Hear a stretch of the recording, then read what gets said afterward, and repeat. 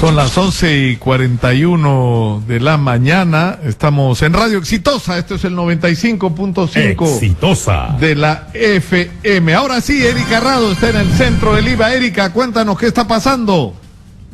Gracias, buenos días, Nicolás. Información en vivo. Personal de salud, integrante del Sistema Nacional de Atención de Urgencia, se encuentran en los exteriores del Congreso de la República realizando una protesta porque ellos ya han sido informados que este servicio de salud va a desaparecer en los próximos días. Nos acompaña el doctor Richard González, presidente del Cuerpo Médico de SAMU. Bienvenido a Radio Exitosa. Ustedes ya han sido notificados de que este servicio de salud va a desaparecer. Así es, tenemos esta presunción de que el sistema de atención móvil de urgencia, el 106, la central 106, que es el ente prehospitalario único en el país, está con tensión a poder desaparecer. Es por eso de que estamos aquí todos reunidos, porque han habido cartas masivas a nuestros empleados, prácticamente el 50% de nuestro personal, tanto médicos, en emergencias, licenciados, enfermeros y pilotos, están siendo despedidos dirigiéndose a su casa. ¿Qué es lo que estamos provocando en estos momentos? Que el sistema de atención móvil de urgencias y emergencias que se ha atendido al país. Es como estar en el hospital Loaiza, en el hospital Rebagliati, y tienes un departamento de emergencia. Tú no lo puedes cerrar. Somos SAMU, somos el sistema de atención móvil de urgencia, pero somos la emergencia móvil y que llegamos a donde los demás no pueden llegar. Ahora, ustedes han recibido una notificación oficial, información, tal vez conversaciones sobre cómo va a ser, si es que van a desaparecer o van a ser trasladados a otros. Todo se da la tendencia a de que esto vaya a desaparecer. ¿No hay una comunicación oficial? No hay una comunicación oficial. Hemos intentado muchísimas veces comunicarnos con la ministra, hemos presentado documentos hacia el Ministerio de Salud y nunca hemos sido recibidos por la ministra. Vamos a seguir insistiendo y que necesitamos saber los motivos de por qué se está desactivando el SAMU. Siempre hemos estado dispuestos al diálogo, pero nunca hemos sido escuchados. Inclusive nosotros como cuerpo médico, como sindicato de enfermeras, hemos elaborado un plan de unidad ejecutora para que SAMU pueda continuar y podamos seguir atendiendo a la población. Muchas gracias por conversar con Radio Exitosa. Declaraciones de Richard González, presidente del Cuerpo Médico de SAMU, quienes pues están denunciando en todo caso que este Sistema Nacional de Atención de Urgencia SAMU estaría por desaparecer, dada ya los despidos que se han venido suscitando en los últimos días por parte de su personal. Casi el 50% ha sido ya despedido. Adelante contigo, Nicolás. Muchas gracias, Erika. Bueno, esto es increíble lo que está pasando, porque también hay problemas con los médicos que están contratados bajo el sistema de tercerización. O sea, como no hay el presupuesto suficiente, están despidiendo médicos, hay problemas con los trabajadores que siguen bajo el perverso sistema CAS, no se están renovando o reparando equipos que requieren urgentemente mantenimiento en el sector salud y finalmente la gran perjudicada va a ser la población que requiere de una atención médica adecuada. Y esto ocurre, acabamos de estar hablando de esto con Óscar Ugarte, en un contexto en el que se ha invertido dinero como nunca en el sector salud. Entonces la pregunta es, ¿dónde está el dinero? ¿Qué pasó? O sea, ¿qué problema de prioridades y de gestión ha habido para que estemos en esta situación? Está Fiorella Cruz, que sigue su recorrido en el distrito del Callao. Hace un rato estuvo en el asentamiento humano Kenji Fujimori, que tal vez debido a su nombre no recibe, según ellos, ningún apoyo de parte del alcalde, ¿no? Omar Marcos. Fiorella, adelante, por favor. Así es, Nicolás, ¿cómo estás? Buenos días, información en vivo. Seguimos recorriendo la provincia constitucional del Callao y hemos llegado al asentamiento humano Ampliación Hijos de la Zona A. Los vecinos nos cuentan que aún ellos pues no tienen los servicios básicos de agua y desagüe. Incluso la cisterna que les abastece el servicio de agua se aparece por la zona solo una vez por semana. Señor, ¿cómo está? Buenos días, bienvenido a Radio Exitosa. Coméntenos esta problemática. Sí, debido a veces a la falta de agua y todo, bueno, nosotros nos contamos con agua y desagüe, somos abastecidos por el sistema de cisterna, pero la cisterna nos abastece una vez por semana. Entonces a veces tenemos que estar buscando, trayendo agua de otro sitio, y nosotros tenemos una gran cantidad de niños, personas mayores también. Como usted ve, nos mantenemos en una zona alta, entonces con un pilón el agua no nos abastece tampoco. Esta es una de las zonas más altas de Ventanilla. Esta es una de las zonas más altas. Acá ya prácticamente terminamos con Ventanilla y se pasa a Puente Piedra. Y bueno, ¿qué pedido le harían en todo caso, no, a sus autoridades, especialmente al alcalde distrital? Claro, ahorita, si bien es cierto, estamos en un proyecto de agua y desagüe, que lo venimos esperando por años, pero el tema es que nosotros, al no tener desagüe, al no contar con agua, no contamos con desagüe, tenemos silos. Los silos ya han colapsado. En una exposición que tuvimos con Sedapal, lo dijimos, la problemática que había, solicitamos que se pudieran limpiar los silos. Quedó en el tema de la reunión, ellos cuentan con una maquinaria para succionar los hilos. Quedó en el tema de la reunión y bueno, hoy a causa de eso tenemos abundancia de las cucarachas, nos abundan las cucarachas en las noches, en las casas, por ahí comienza ya el mal olor. Se exhorta entonces a Sedapal que los apoye con el tema del mantenimiento de los hilos. El tema del mantenimiento de los hilos. Muy bien. El tema del mantenimiento de los hilos y si es posible de parte de ellos un abastecimiento de agua, ya que acá nos abastecen solamente una vez por semana y encima es una cisterna que no cuenta con un logo de Sedapal. Entonces es la única que maneja, vamos a decir, el tema de abastecimiento de agua acá en la zona. Y solicitamos eso, pues, ¿no? Muy bien, muy gentil. Muchas gracias por conversar con Radio Exitosa. La problemática que existe en el asentamiento humano Ampliación Hijos de la Zona A aquí en el Callao. Adelante contigo, Nicolás. Buenos días. Muchas gracias. Yo no sé si les pasa a ustedes, pero a mí me indigna. O sea, estamos hablando de cuántos millones se tiraron los ministros, viceministros, funcionarios, presidentes, vicepresidentes, ¿no? Y estamos escuchando a gente que tiene agua una vez a la semana, que tienen silos, no tienen desagüe. O sea, es una concentración de gente. O sea, cuando hay concentración de población no debería haber silos, debería haber desagües. Es increíble lo que ha pasado en nuestro país y lo que tiene que cambiar, sinceramente. Y una de las cosas que tiene que cambiar es el tema del manejo medioambiental, que se ha relajado mucho y para eso hemos invitado a Alicia Abanto para hablar sobre este tema, que es adjunta en asuntos del medio ambiente de la Defensoría. Muy buenos días. Ustedes han hecho una evaluación de cuál es la situación con respecto al tema del control de las medidas de protección del medio ambiente. Efectivamente, hemos hecho una investigación que nos ha tomado más o menos 1 año y medio y tenemos información que consideramos que hay que transmitir a la población y a las autoridades para cambiar. Esto es como que le han tomado un examen al Estado peruano sobre cómo está actuando en relación a la protección del medio ambiente y si tuvieran que poner una nota, jalaos.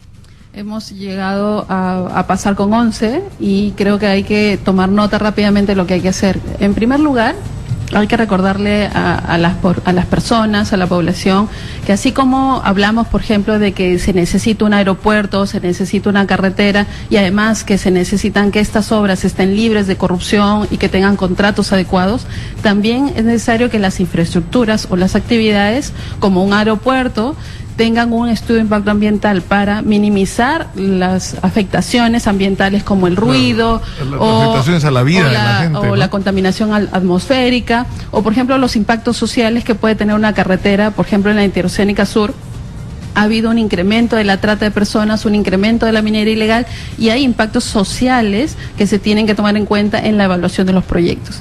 Sobre estos temas hay que conocer que en el Estado la evaluación de impacto ambiental se hace por todos los ministerios que aprueban el desarrollo de estas obras o el desarrollo de actividades como la pesquera, acuícola o agricultura, etcétera. Nosotros hemos encontrado que, habiendo transcurrido 15 años desde que se iniciaron las obligaciones para reglamentar la parte de la evaluación ambiental, en estos años hay 6 actividades que no tienen reglamento ambiental. Entonces, básicamente hay 6 que han cumplido actualmente y 6 que no tienen reglamento y 2 que tenemos que actualizar. Entonces, como vemos hace un rato cuando decía casi pasamos con 11, es porque precisamente 6 han cumplido. Porque es buena gente la calificadora, digamos, está haciendo precisamente así. Para no jalarte te pongo 11, pero corrige. Hay que poner 11. Entonces, de estos 2 reglamentos que hay que actualizar, por ejemplo, tenemos el reglamento de exploración minera y el de electricidad. y y hay actividades que tienen que tener reglamento de participación reglamento de participación ambiental, como la actividad del turismo, la pesca, la acuicultura o infraestructuras vinculadas a salud, comunicaciones y defensa. Sumado al tema ambiental, hay que tener en cuenta que los impactos sociales se evalúan y se determinan escuchando a la población, y para eso también se necesita reglamentar la participación ciudadana, donde claro, tiene que haber buena información y procesos se llama para la licencia social, digamos, para ¿no? gestionar la licencia social. Y hemos encontrado que de todas las actividades nos faltan 9 reglamentos de participación ciudadana. Es decir, a la fecha, o sea, digamos, la ley dice que tiene que haber, pero nadie te explica cómo hacer para aplicarla. Exacto. Pues no tienes los procedimientos para aplicarlo. Exacto. Cada ministerio ha debido reglamentar cómo lo va a implementar, porque si no en la práctica no se hace, o prácticamente estamos creciendo y estamos aplicando una serie de medidas de crecimiento económico, pero descuidando la parte ambiental y social. Por eso es que no disminuyen los conflictos sociales, porque hay una contradicción ahí cuando nos ponemos una meta de disminuir conflictos sociales, cuando hay 8 ministerios que no han emitido los reglamentos de participación ciudadana de diversas actividades. Por ejemplo, donde no hay reglamentos de participación ciudadana para las actividades de industria, pesca, acuicultura, vivienda, turismo, defensa, salud, electricidad. Entonces, lo que nosotros decimos, hay que tener los reglamentos, y de aquellos que hay que actualizar también hay que hacerlo, porque tenemos reglamentos desfasados. Por ejemplo, tenemos reglamentos de participación ciudadana desfasados que hay que actualizar en transporte, en exploración minera, en explotación minera y en hidrocarburos. Cuando hablamos de la necesidad de evaluar los proyectos, es porque cada infraestructura o cada actividad económica necesita una evaluación económica, es decir, que sea rentable económicamente, pero que también sea rentable en términos ambientales y sociales. Porque cuando tú tomas una decisión que luego te va a generar un costo social muy alto, es contraproducente. Voy a poner un ejemplo. Hay una tendencia en estos últimos años a simplificar los procedimientos, pero si esa simplificación no se hace de manera adecuada, podemos tener también problemas. Hay la reducción de plazos, pero sin tener en cuenta, por ejemplo, la necesidad de la participación ciudadana para que se desarrollen como cambios. Si la participación ciudadana fuera una traba, porque se habla de vamos a destrabar, ya que fastidia a la gente con sus reclamos, entonces vamos a ponerlos a un costado y hacer las cosas. Claro, lamentablemente eso al final termina siendo contraproducente, porque vas a tener una relación de hostilidad con la población en el lugar donde se debe hacer, por ejemplo, el desarrollo minero, si fuera el caso. Un caso actual, ¿no?, es el proyecto Las Bambas, donde han habido 5 modificaciones al estudio de impacto ambiental sin participación ciudadana. Entonces allí la autoridad, el Ministerio de Energía y Minas, dice sí, pero el cambio no ha sido significativo en materia ambiental. Pero nosotros le decimos, el cambio sí ha sido significativo en materia social, y hay ahí un error en las autoridades cuando se piensa que la evaluación solamente es por partes. La evaluación tiene que ser integral, económica, ambiental y social. Puede ser que sea viable de manera viable en lo económico y en lo ambiental, pero no sea viable socialmente, y eso también también tiene, digamos, que ser analizado y tiene que ser gestionado. O puede ser que sea viable socialmente, pero no ambientalmente, es decir, que el costo ambiental sea tan alto que hay que reevaluar esa decisión. Bueno, pero un ejemplo de esta relajamiento fue el caso de Tía María, ¿no es cierto?, donde en un comienzo se iba incluso a usar el agua del río cuando había la posibilidad de buscar otras opciones, incluyendo el uso de agua de mar, en lo que finalmente terminó la propuesta luego de ser corregida. Pero ese concepto de que, es decir, me puedo pasar por encima de la gente, se convirtió como en una, ¿no? Claro, es que la evaluación de impacto ambiental y social no es una traba, es una necesidad para que el proyecto sea exitoso y para que nuestro desarrollo esté garantizado. O sea, el crecimiento económico necesita una buena gestión ambiental y social. Por eso es que en principio la Defensoría del Pueblo, a través de este informe, está recomendando que todos los ministerios cumplan con la reglamentación, y que luego en la implementación, por ejemplo, no se eliminen requisitos que son necesarios, como la participación ciudadana, o que cada proyecto dentro de su magnitud sea evaluado adecuadamente con especialistas. Por ejemplo, hemos visto hay una tendencia a disminuir los plazos, pero no a incrementar personal especializado. Entonces, si tú no fortaleces los equipos de revisión de esos estudios, no vas a poder hacer las cosas más rápido. Básicamente lo que estás haciendo es como que aprobar a ojo cerrado, porque Tal vez suene forzado, exagerado lo que quiero decir, pero en verdad, si tú solamente le exiges al ciudadano, al funcionario que apruebe dentro de un plazo sin mayor revisión, sin que tenga la especialidad o que sin que el equipo de trabajo pueda manejar toda esa complejidad del expediente, entonces prácticamente se está conminando al funcionario a aprobar algo. Para regresar al caso de Las Bambas, por ejemplo,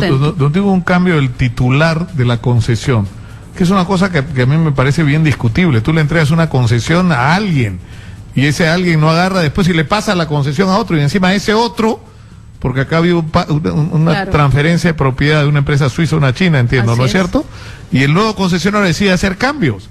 O sea, en realidad, en ese cambio de concesionario, en el caso de que esto ocurra, tendría que haber una intervención de la población, ¿no es cierto?, para garantizar que los compromisos adquiridos por la original concesionaria se cumplan, que es precisamente lo que ha motivado todos los conflictos en Las Bambas. Precisamente, la parte social ha sido muy descuidada y entonces incluso el cambio del proyecto implica aspectos ambientales pero también sociales, y creo que la parte social fue la más descuidada y por eso incluso han habido muertos, heridos, confrontación en ese conflicto. Nosotros queremos prevenir y queremos que el país realmente disminuya la conflictividad y sobre todo que los ciudadanos confíen en las instituciones respecto de su rol de protección de derechos. La población tiene que confiar en que hay realmente un proceso de evaluación de impacto ambiental donde se cuidan sus derechos. Pero acá regresamos al tema que acabamos de estar conversando con la representante del Ministerio del Interior de Conflictos Sociales, con Amalia Ruiz, que es la asesora de conflictos del Ministerio del Interior, porque hay una expresión que se está usando constantemente: el Estado tiene que ser un árbitro entre las empresas y las poblaciones. ¿Y desde cuándo? ¿En qué parte de la Constitución dice eso? El Estado representa a la gente. Claro. Y el Estado tendría que defender el interés de la gente y garantizar que las empresas actúen en un contexto en el que lo que se va a hacer es resolver los problemas de la gente, darle una vida mejor a la gente, ¿no es cierto? Totalmente de acuerdo. El Estado lo que tiene que hacer es defender a la población y para eso tiene que garantizar que el proyecto sea adecuado. Hay un problema que nosotros vemos, por ejemplo, en los procesos de información, y hay autoridades que ya han asumido que los procesos de información fallan. Y una de las cosas que vemos es que, por ejemplo, se habla más de los aspectos positivos del proyecto, pero de los aspectos riesgosos o negativos se habla muy poco o casi no se informa con detalle a la población que los va a sufrir. Entonces, hay una tendencia a decir, bueno, estos proyectos van a traer todos estos beneficios, trabajo, canon, impuestos, ingresos, pero a la hora de informarle a la gente no se cae en el detalle porque la gente necesita ser informada sobre lo que va a cambiar. Pero esto, digamos, eso puede ser el comportamiento de la empresa que quiere hacer un negocio explotando el recurso que fuera o haciendo la obra que fuera, y va a priorizar solo las bondades y va a tratar de minimizar lo que pueden ser los impactos negativos. Pero el problema que ha ocurrido en los últimos años es que la percepción que tiene la población es que los funcionarios del Estado, el Estado peruano, el papel que ha cumplido es el de guardaespaldas de los intereses de las empresas. Ya, en el caso de lo de Odebrecht y la heterocénica, ya pues es vergonzoso, ¿no? Es grotesco. O sea, cambias las prioridades nacionales de desarrollo vial, haces una obra que no se necesita, o en todo caso que no es urgente, pero para nada, que podría esperar 10 años, y nadie se muere, porque lo que sí es urgente es, por ejemplo, la carretera central, o sea, trastocas completamente la función del Estado, que se convierte en ¿no es cierto?, los funcionarios del Estado en socios inmorales de una perversión de lo que debería ser su papel. Y debilitan al Estado, porque, por ejemplo, si nosotros fuéramos los evaluadores de ese estudio de impacto ambiental, ¿con qué respaldo evaluaríamos adecuadamente el proyecto si ya por los medios de comunicación escuchamos al ministro o al presidente decir, este proyecto va de todas maneras? Es decir, sí necesitamos inversión, necesitamos desarrollar proyectos, pero los evaluadores de los estudios de impacto ambiental también tienen que ser equipos fortalecidos, equipos que tengan el respaldo y que tengan capacidad técnica, ¿no? Y una independencia para poder decidir adecuadamente y evaluar los proyectos. Porque además algo con lo que habría que terminar con una reflexión es que esto de lo que estamos hablando, que a alguna gente le para los pelos de punta, ¿no es cierto?, es lo que pasa en todo el mundo. Es decir, a ningún inversionista minero se le ocurre pasar por encima de los requisitos mínimos ambientales que le exigen en todos lados. Pero en el Perú, pues acá puedes hacer cualquier cosa. Acá te arreglas con el ministro y ya está, ¿no? Y el ministro termina trabajando para ti después de 3 años cuando salga del gobierno. Y otra cosa que hay que ver es que todo este problema de la corrupción en la toma de decisiones de obras, infraestructuras o proyectos o actividades también ha afectado la evaluación de impacto ambiental. Porque si son obras que se deciden a partir de coimas, entonces la evaluación de impacto ambiental y social queda totalmente como una cuestión de mero trámite. Como un estorbo que hay que superar. Como una traba, precisamente. Entonces creo que nuestro país está creciendo y eso hay que valorarlo y cuidarlo. Pero también es cierto que tenemos que corregir estas deficiencias. Los requisitos como la información, la participación ciudadana y la evaluación ambiental no son trabas para el desarrollo, al contrario, nos garantizan un desarrollo que pueda ser respetuoso de los derechos y sobre todo que cuando hay contaminación, esa contaminación afecta a los más pobres. Cuando un río está contaminado o cuando se genera una serie de problemas de pasivos ambientales, eso afecta más a los más pobres, no a las personas que tienen una economía como para pagarse, por ejemplo, la factura de tratamiento de salud.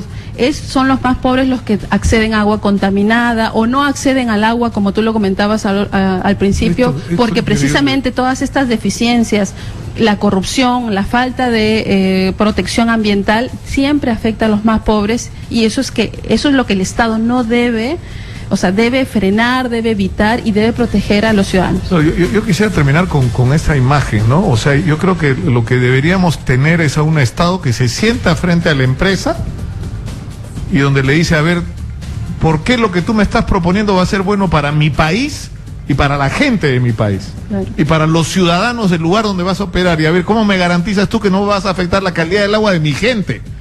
Y que tú no vas a, o que el daño que puedas producir lo vas a mitigar de esta u otra manera. O sea, esa debería ser la posición del Estado, no al revés, donde el Estado está sentado del otro lado diciéndole a los representantes sociales, no fastidien, claro, no, terroristas mineros, no se metan, déjenos hacer las cosas. O sea, eso es lo que ha perturbado lamentablemente la relación entre el Estado y la sociedad y ha generado. ¿Cuántos conflictos tienen ya registrados ustedes? Y en creo este que momento? No hay que confundir el hecho de que existe el temor a la contaminación de la gente, porque precisamente la gente es testigo de miles de pasivos ambientales que hay en el país. Entonces, también es cierto, desde luego, que pueden haber personas que hacen un manejo irresponsable de los liderazgos locales y también actores que tienen una agenda, digamos, contraria a lo que estamos planteando desde la Defensoría del Pueblo, que es precisamente que haya participación ciudadana, que haya información, que haya evaluación ambiental y social de los proyectos de inversión, de tal manera que el crecimiento de nuestro país esté en el marco del desarrollo sostenible. Porque lo que te permite que pueda haber liderazgos así irresponsables, ultras, es el papel de los funcionarios del Estado. Claro. Si la gente percibe al funcionario del Estado como alguien que está del lado de la empresa incondicionalmente, que te va a acusar cualquier cosa con tal de imponer los intereses de la empresa, entonces tú te volteas a mirar a quien te incendie la oreja, ¿no es cierto? Es lógico, es algo que va a pasar. Claro. Y además nuestro país quiere ingresar a la OCDE. Pero para eso nosotros tenemos que mejorar nuestro desempeño ambiental, nuestra gestión ambiental. Nosotros invitamos al Poder Ejecutivo a revisar el informe de la Defensoría del Pueblo. Desde luego ya se los hemos notificado. Queremos que se cumpla con los reglamentos ambientales y los reglamentos de participación ciudadana y que se tome en cuenta de que hay que mejorar los requisitos y los procesos. La evaluación de impacto ambiental y la participación de la gente no son una traba. Tenemos que terminar. Muchas gracias por estar con nosotros. Ha sido Alicia Abanto, adjunta en asuntos de medio ambiente de la Defensoría del Pueblo. Muchas gracias por estar con nosotros y ojalá que la gente del gobierno comience por leer el informe de la Defensoría. Muy gentil. Gracias. Muy buenas tardes ya a estas alturas. Yo los dejo con José Rocha. Conmigo será hasta mañana. Muy buenas tardes.